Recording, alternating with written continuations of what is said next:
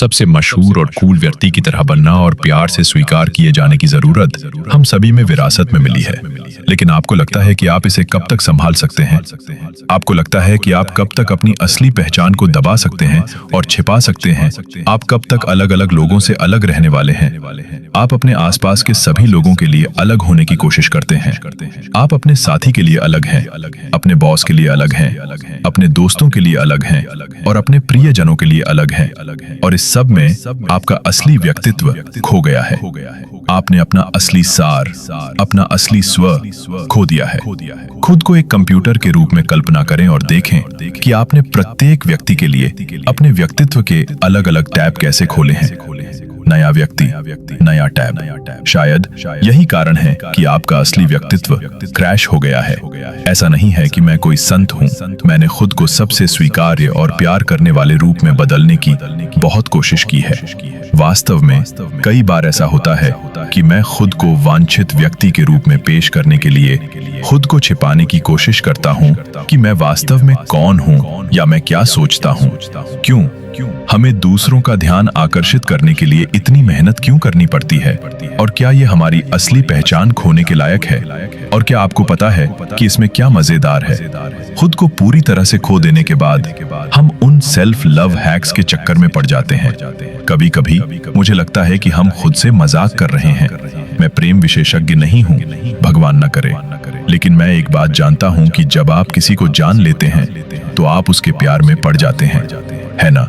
तो चलिए आपको खोजते हैं ताकि आप अपने असली रूप से प्यार कर सकें। क्या हम ऐसा करें? आत्म प्रेम आत्म स्वीकृति से शुरू होता है।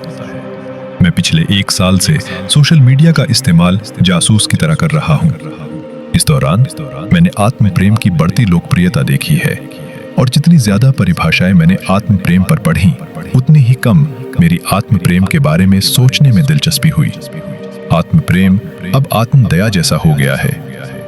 अगर इतना ही काफी नहीं था तो बड़ी कंपनियों और चतुर विपणक ने स्व प्रेम की बढ़ती लोकप्रियता का फायदा उठाते हुए सुंदर शैम्पू की बोतलें, महंगे परफ्यूम और ऐसी ही अन्य चीजें बेची। हालांकि मैं कभी नहीं समझ पाऊंगा कि स्व प्रेम कैसे सिर से पैर तक खुद को सजाने के बारे में बन गया। मैं साझा करना चाहता हूं कि स्व प्रेम का वास्तव में क्या मतलब है। एक ऐसी परिभाषा जिसे कम स्वीकार किया जाता है और जिस पर कम चर्चा होती है। जितना संभव हो सके स्पष्ट रूप से कहें तो आत्म प्रेम 2 चीजों से संबंधित है कि मैं कोई संत हूं। मैंने खुद को सबसे स्वीकार और प्यार करने वाले रूप में बदलने की बहुत कोशिश की है।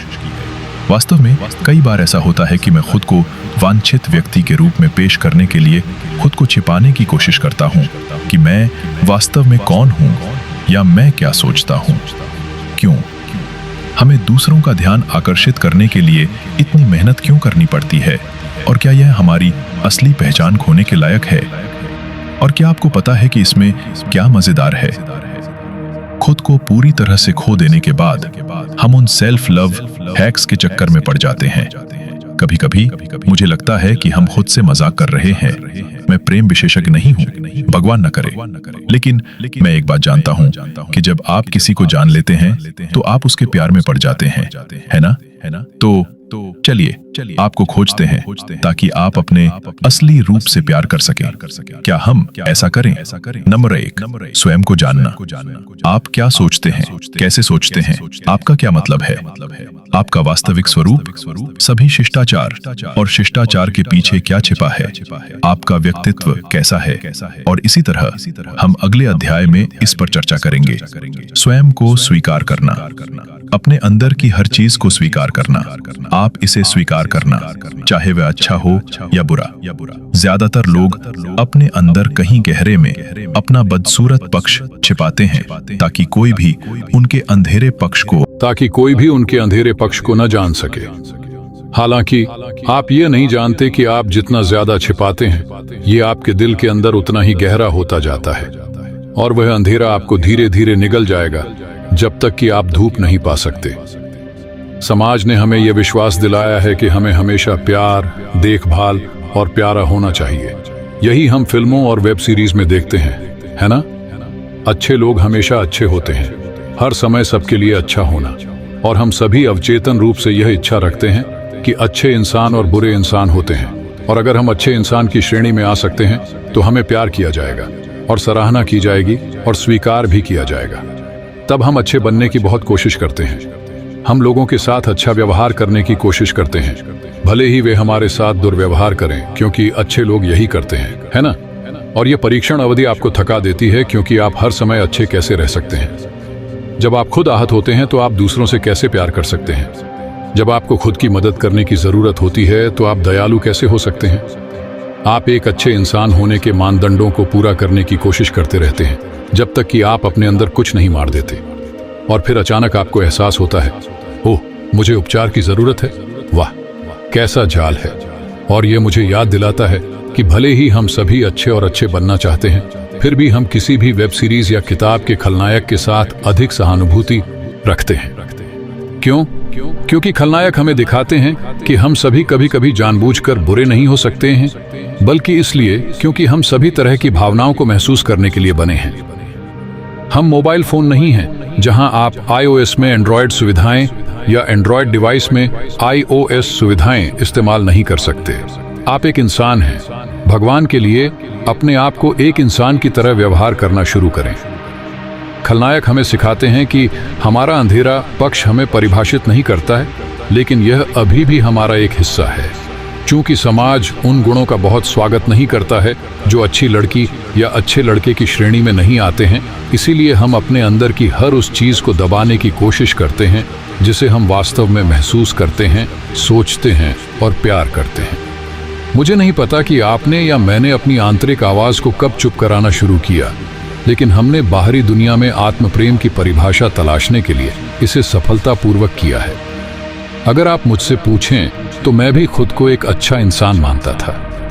मैं दयालुता, प्रेम, करुणा और लोगों के प्रति गर्मजोशी में विश्वास करता हूँ। मैं वह कारण बनना चाहता हूँ जिससे लोग अभी भी दयालुता और प्रेम में विश्वास करते हैं। लेकिन साथ ही मैं जानता हूँ कि मैं भगवान नहीं हूँ और मैं गलतियां करता हूँ, ऐसी गलतियां जो कभी कभी लोगों को दुख पहुंचाती हैं।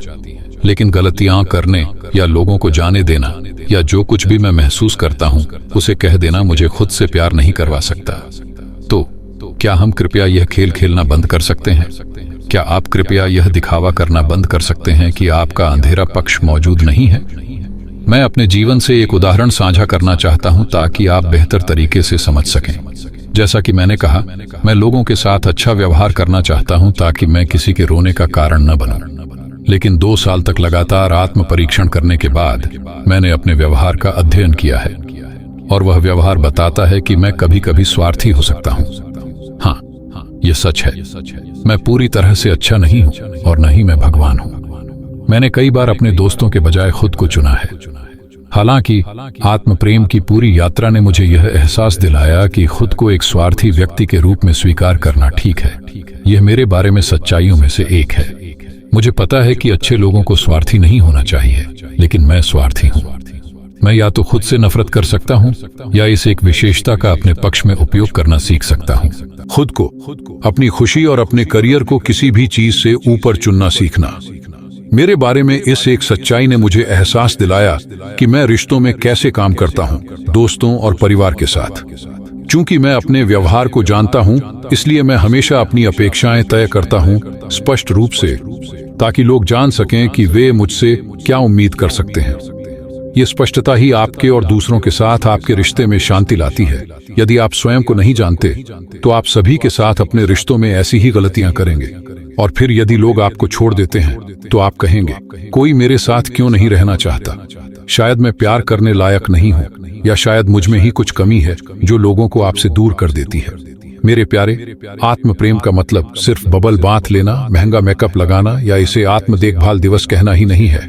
यह आपकी जीवन शैली को परिभाषित करता है। आत्म प्रेम का अर्थ है अपने बारे में सब कुछ जानना, चाहे आपकी सच्चाई कितनी भी बदसूरत, अंधकारमय या बुरी क्यों ना हो, और उसके साथ खुद को स्वीकार करना। अपनी कमियों को अपनी ताकत में बदलना जानना, बजाय इसके कि आप उन्हें अपने अंदर छिपा लें ताकि कोई उन्हें देख न सके। आत्म प्रेम का अर्थ है हर दिन खुद को चुनना, अपने पैटर्न का अध्ययन करना, अपने व्यवहार की जांच करना, अपने विचारों को जानना, भले ही वे कभी कभी मतलबी हों। आत्म प्रेम का अर्थ है अपने अंदर एक ऐसा घर बनाना जहां आप बिना किसी उपचार, दिखावा या पूर्णतावाद की चिंता किए आप खुद हो सके। आप अपने अंधेरे पक्ष के साथ सुंदर हैं, न कि उन्हें अच्छाई के मुखौटे के नीचे छिपाकर। मुझे यह कहते हुए दुख हो रहा है कि हम सभी में एक अंधेरा पक्ष है, क्योंकि यह हमारा अंधेरा पक्ष भी नहीं है, यह तो बस हम हैं।